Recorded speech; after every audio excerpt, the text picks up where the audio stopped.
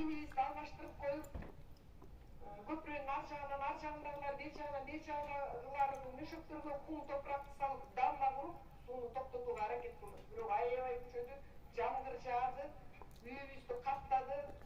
Ошондон бери ойлоптум, суу каптап атат, тургула былтыр Кытай болуп деп. Былтыр да болгонду. Былтыр болгондо ушул муну каналды казып беришкен.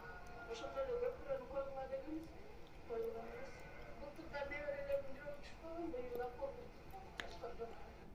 Жергиликтүүлөрдүн айтымында быйыл кар калың түшүп, күн жылыганда ээрип суунун угу көтөрүлгөн. Айтырбай келген жаратылыш кырсыгынан Токбаян айылындагы 4 үй жабыркаган. Алмагар каналынан ташыган суу коңшу айылдарындагы канал жээгине жакын жайгашкан тургундардын чарбасын, короо жайларын каптаган. 24 март кечки 5-терде башталган суу кичине чоңоюп. Анан бизде Алмагар деген арыбызга суу батпай, анда аякка салып ийгенде көп үй жабыркап калмак. Ошон үчүн мындай селге каршы токойго чыгып кеткен. Селой поток дейт, ошондой арыбыз бар болчу, ошого салдык.